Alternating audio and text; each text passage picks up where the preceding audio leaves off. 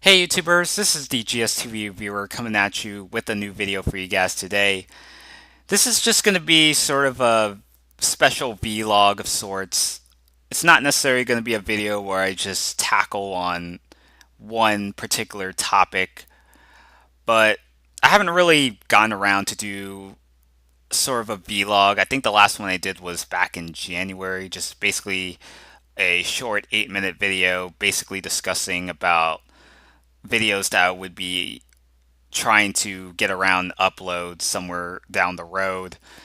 It's going to be similar to that. A while back, I haven't really done a lot of discussions on current TV shows that have been airing lately.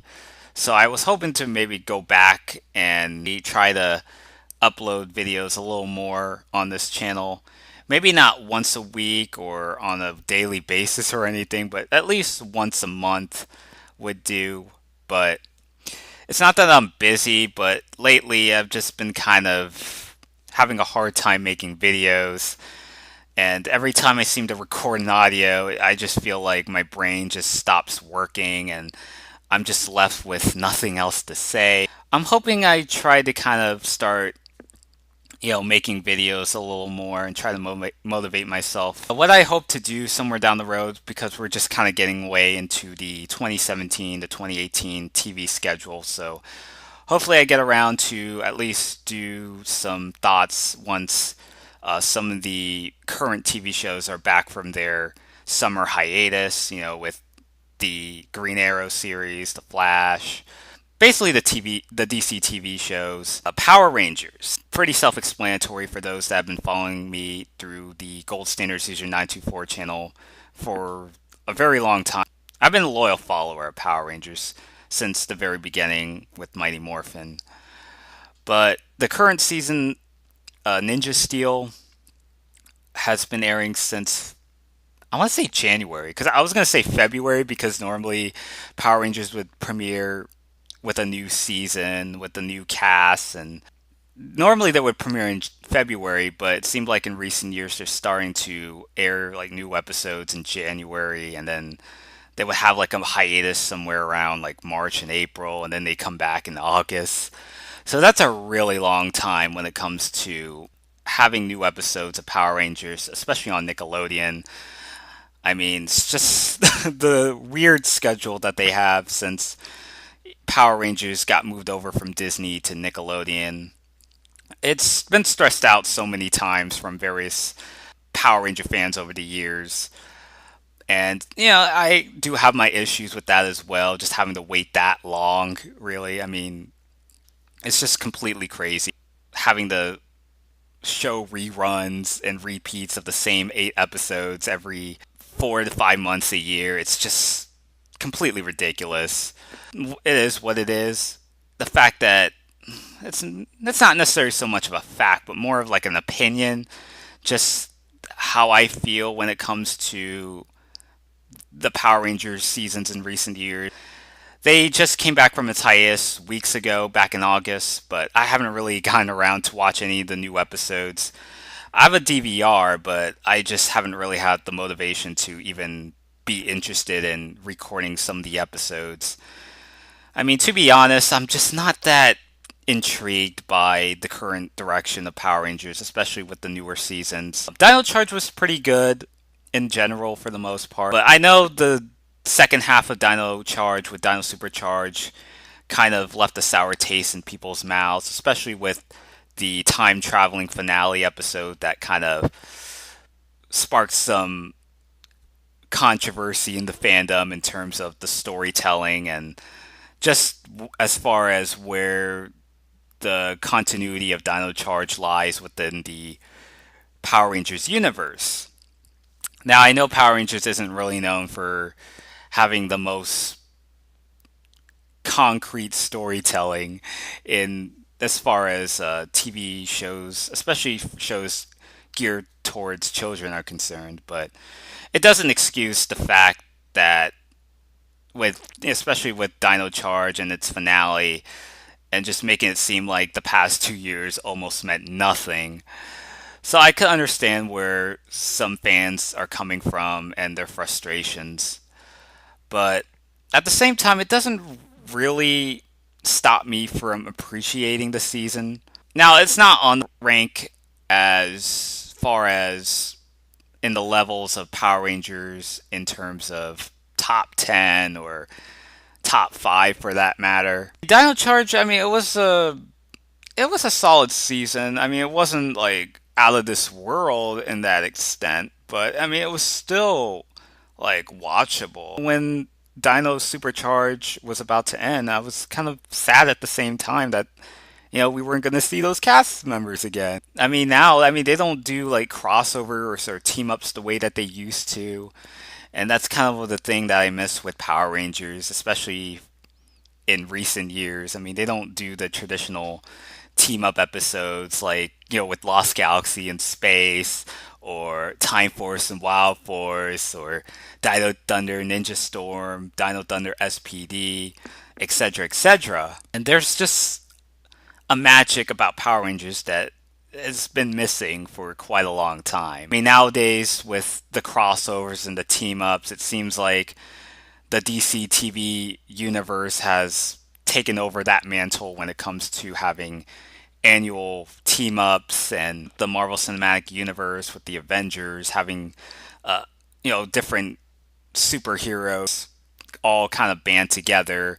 They all team up to find a common foe. Even with the Defenders series, they kind of does the same thing since, they're both owned by Marvel, but still, you have characters from their own different realm and they all somehow just kind of get intertwined. And as far as Power Rangers is concerned, I don't necessarily mean to, kind of get off topic when I was talking about, DC and Marvel, because for what they are, they've been attracting viewers of fans that are fans of, the comic books that are the inspiration, the loose adaptation for where these characters ended up expanding into the television and home movie department, I guess you could say. Yeah, with Power Rangers, it just kind of really feels like this little bubble that's just kind of trying and milking in on the success of the original series, which was such a pop culture phenomenon. I think with Ninja Steel, it seems like it's trying to capture that magic as well. And I just don't think that they really understand exactly the context and nature behind what made the original series successful in the first place.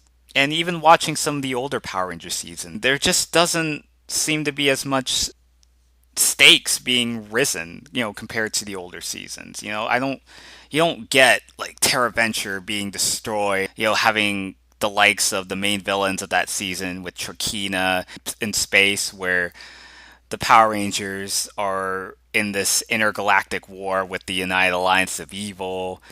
Not just a takeover of planet Earth, but also a takeover of the entire universe. It just doesn't really have that sort of ambitious conflict that's been going on. There isn't necessarily like this ongoing saga where it feels like, man, you have to watch this. Are the Power Rangers going to survive, or are they going to get their asses kicked?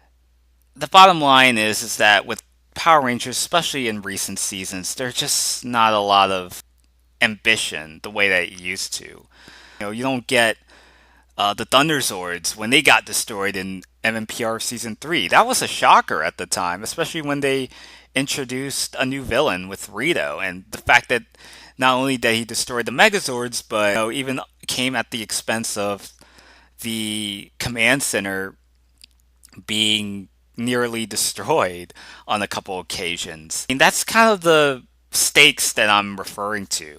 Ninja Steel is just not really my cup of tea. Hopefully, the 25th anniversary is something worth watching for. Even after what happened with the 20th anniversary, and especially with what happened in that episode, that nearly had me stopping watching Power Rangers. I mean, if it wasn't for how promising Dino Charge was going to be, I honestly would have just stopped watching Power Rangers completely. With Ninja Steel, I'm kind of getting into that point. I'm kind of getting to that point where maybe it's just time for me to just move on. That's pretty much just my thoughts on more of like a rant on the Neo Saban era Power Ranger seasons, not so much like Ninja Steel.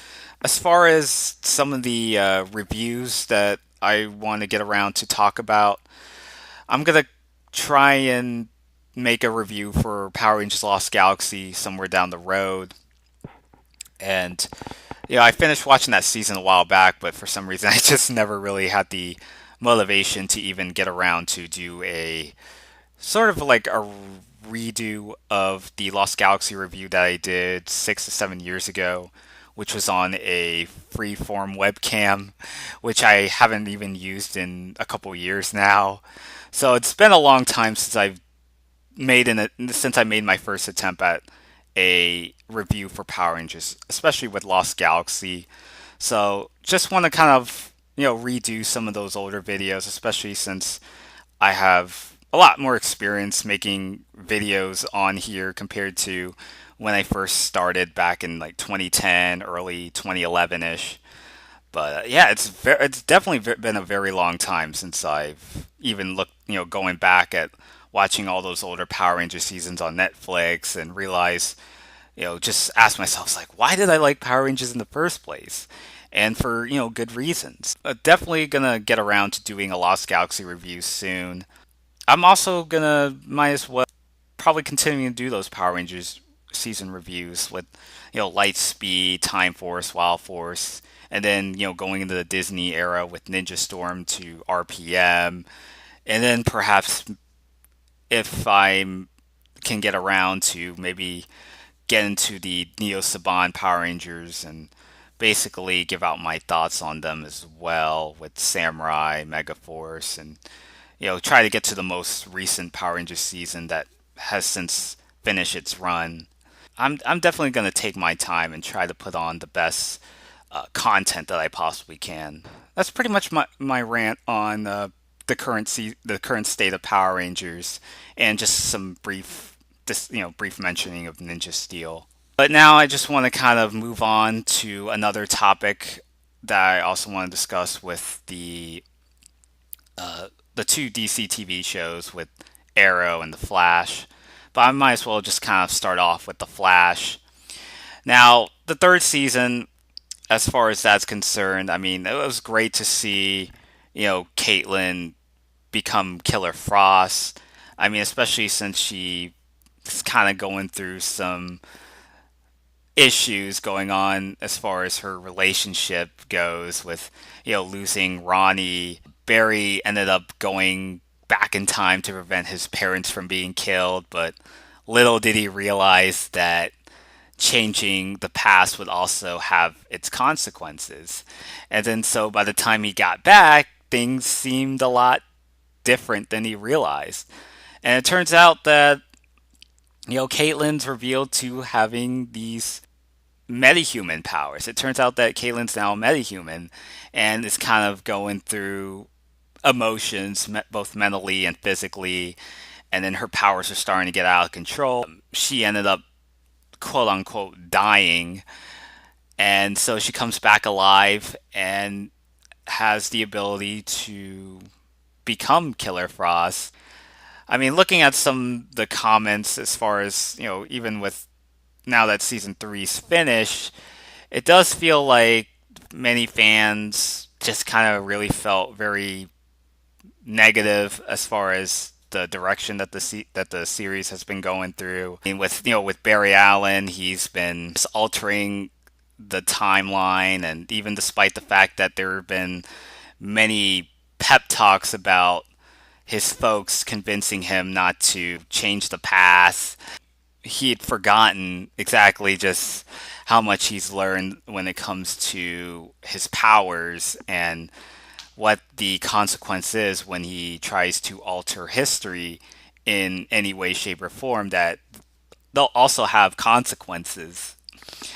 So when he ended up, trying to undo everything that he did, Barry Allen's father's doppelganger, played by John Wesley Shipp, who was the original Flash in the 1990s TV show, he gives him like some pep talk about time traveling and and his, sharing some of his experience with the struggles that he had to go through, even in the first or second episode of season three.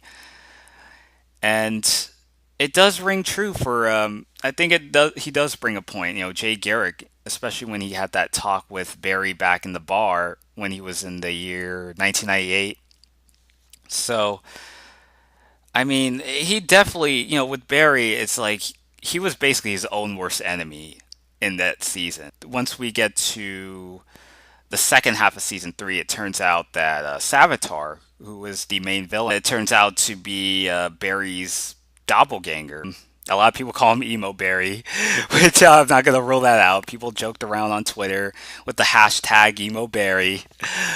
But it was a pretty predictable twist that it was going to be, turn out that, Barry would literally have to fight his own worst enemy, not just, fighting against someone else that's trying to screw up the timeline like Zoom did in the previous season or uh, Ebar and Thawne in the first.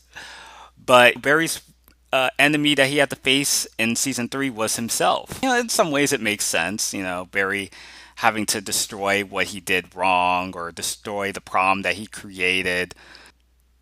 And then I think as far as Iris is concerned, and it turns out that Iris was eventually going to die when Barry was uh, using the Speed Force to unintentionally travel in the future, and it turns out he sees Iris being murdered at the hands of Savitar, and so once Barry ends and the gang ended up finding out about what was going to happen in the future, and with and Iris eventually finding out in the present day, they basically kind of created another situation where they have to figure out a way to prevent Iris from being murdered at the hands of Savitar.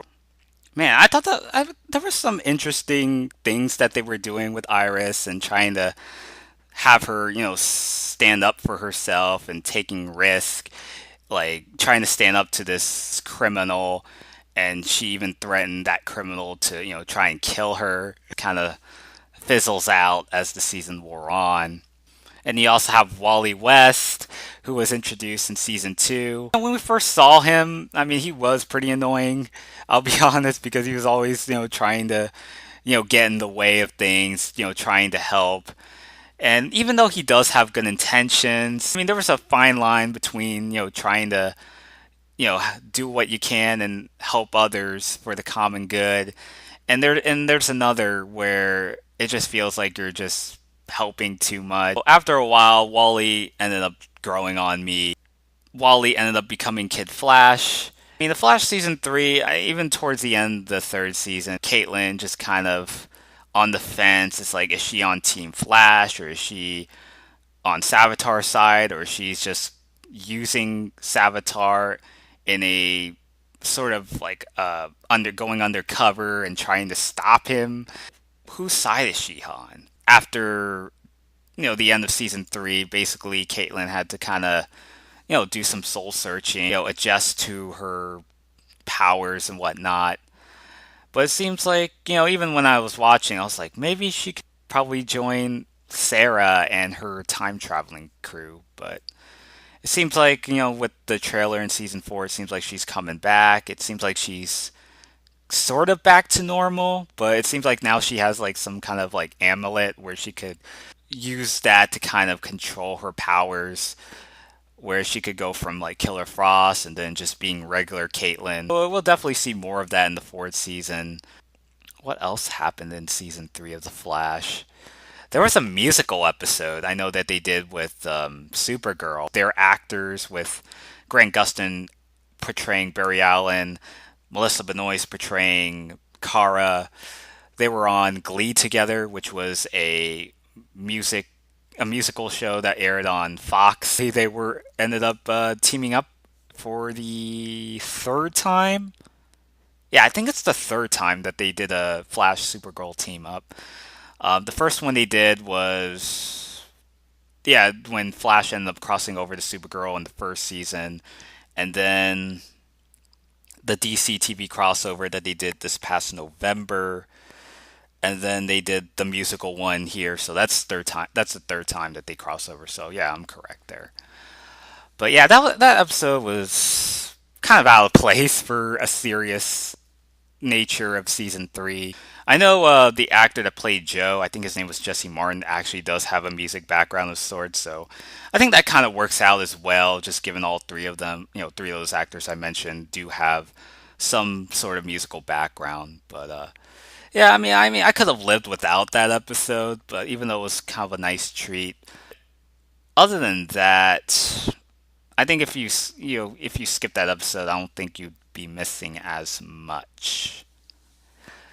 Oh, there was Cisco. He lost his brother off screen going in the third season, and then Cisco spent the next several episodes being brooding about the loss of his older sibling and blaming Barry, going back in time and changing things up and the reason why his brother isn't around anymore. Yeah, a lot of people say it's third is the curse, which seemed to be a problem when people were talking about season three of Arrow. The third season of The Flash, I mean, I don't necessarily despise it, but I would say it was definitely kind of a step down compared to the first two seasons. So the first season I liked. Season two, I mean, it was still good. I mean, it wasn't like season one levels of awesomeness, but I mean, it was all right. And then third season, it does kind of feel a bit like down compared to the second season, and just the predictable outcome of the villain of the season with Barry versus Barry, two doppelgangers just duking it out in like superhero shows or movies has been done so many times, so it's definitely nothing new. Yeah, that's basically my discussion on The Flash season 3. Now, I just want to also talk about Arrow as well. And Arrow is actually surprisingly interesting this season. Now, going into it, I had some concerns as well because they killed off the Black Canary, the Laurel Lance, and towards the end of the fourth season, kind of pissed off the hardcore fans of the Green Arrow Black Canary relationship, especially the Black Canary herself as well, since she was a huge part in the Green Arrow mythological universe, I guess you could say, with the whole Felicity and their pairing, especially in the fourth season, being at its as it in its peak, kind of alienated some viewers that watch Green Arrow just to see Green Arrow go out, kick some ass, kill criminals with his arrows. None of the generic soap opera elements that has plagued this particular TV show in recent years. But it seems like it's definitely stepped up going in the fifth season. It was kind of going through some bits of rocky transition just to, have another revolving door of new characters come along, which seems to be kind of the norm. Like it seems like every year we always have to have like new faces coming in. Theo, who was Speedy in the fourth season, is now sidelined as superheroes, even though she ended up coming back for the crossover. But other than that, she was kind of there that season. She wasn't really doing anything significant. Quinn's kind of going through the loss of losing Laurel in a similar way that he lost Sarah, even though Sarah is alive again. So she's kind of going through her, time traveling adventures. Quinn's kind of going back to starting to drink once again. He was kind of going through a lot of like alcohol issues. But it seems to always be a problem with the Lance families. Like they just seem to have like have a hard time really trying to adapt in terms of whenever they lose a loved one. As far as like some family members that are kind of, struggling to cope with losing a loved one, or, whether it be their wife or their children or their parents or someone that's close to them or like a friend of sorts. There are times where people do get out of that get out of the struggle. Just still having a hard time sinking it in that the person that they loved so much is no longer with them. Quentin is kind of going through that issue, and I think Laurel went through that issue when she lost Tommy. It's just crazy for the Lance family the more I think about it.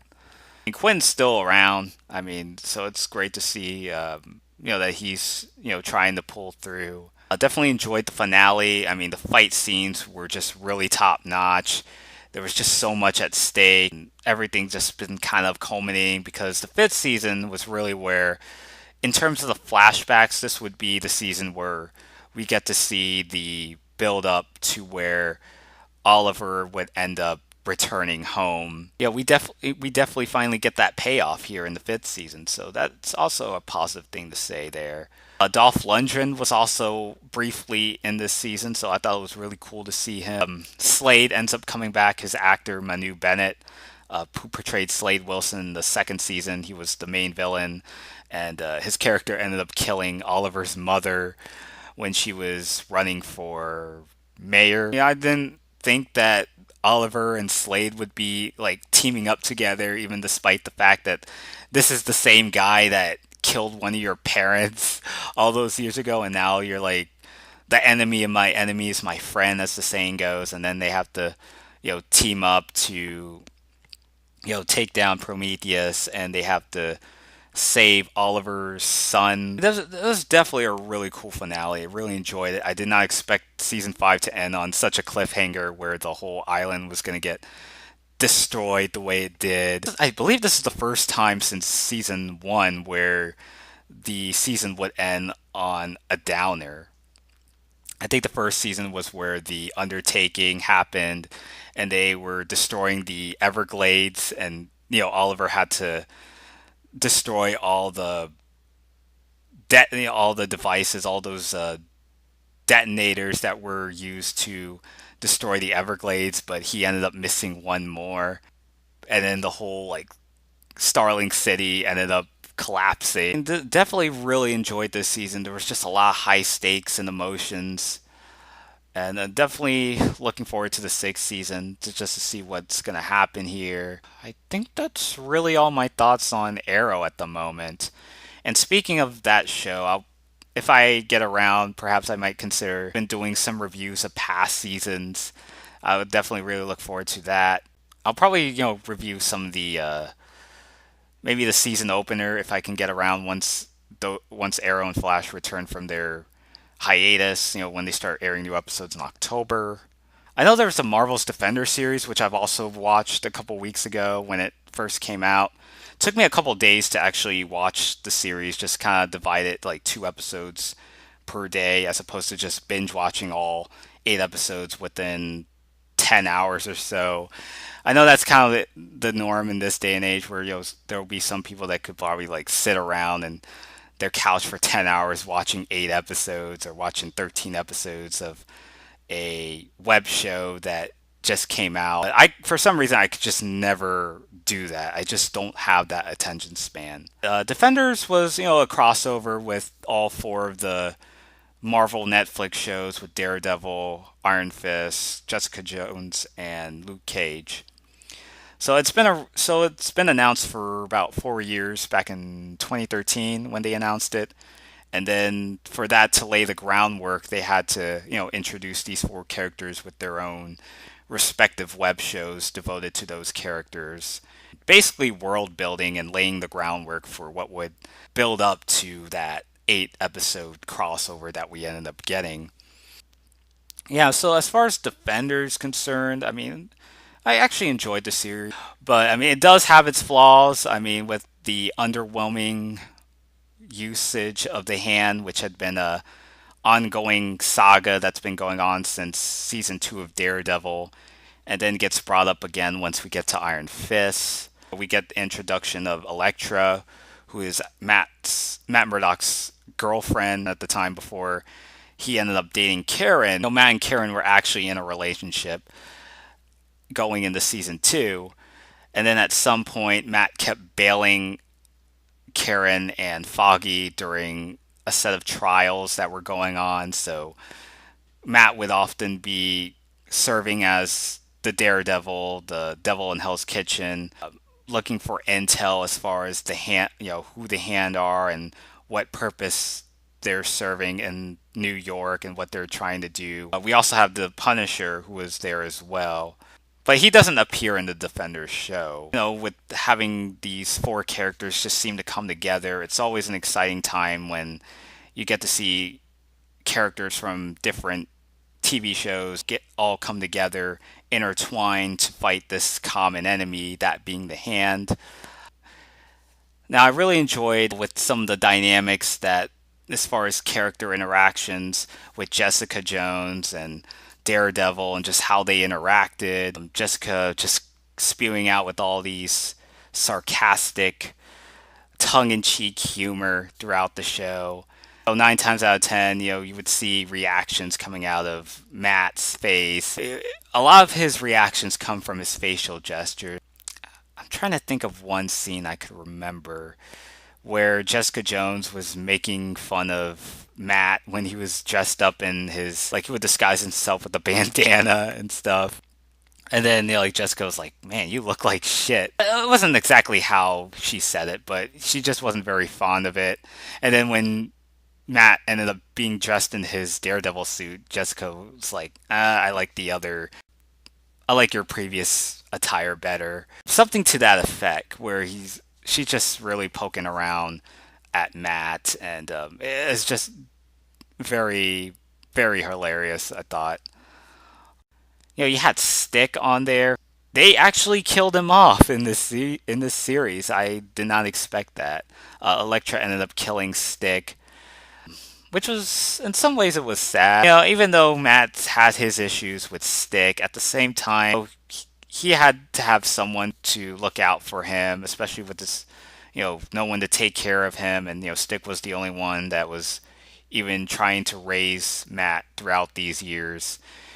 And while I don't necessarily agree with some decisions that Stick has made, at the same time, it just kind of really feels like, especially towards the end of the series where Daredevil and Elektra, they had a brief fight scene underground, and then the whole cave was just collapsing at them. But instead of having to escape along with Luke, Jessica, and Danny, who's the Iron Fist, but just to kind of give you that sort of impression that, hey, you killed my mentor, you killed my caretaker, but I still love you anyway. Even despite the fact that if it wasn't for Stick, that he taught me the values and the lessons of self-defense and training him and whatnot. And then just basically, despite that they just ended up making love even when the cave was collapsing at them.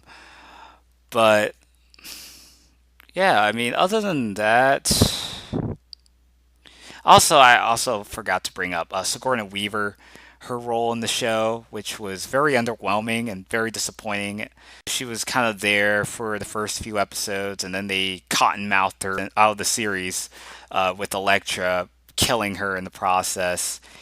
Alexandra revives Elektra, and Elektra at some point ends up killing her, or killing Sigourney Weaver's character in the process.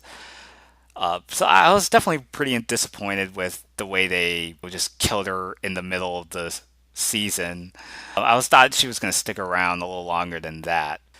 Overall, my thoughts on the Defenders. I know it's been kind of a mixed bag. Some people just didn't really feel the need of having the Hand on the show, or they just kind of felt that, especially when it comes to 8 episodes, like there's just so much you could do in such a short amount of time.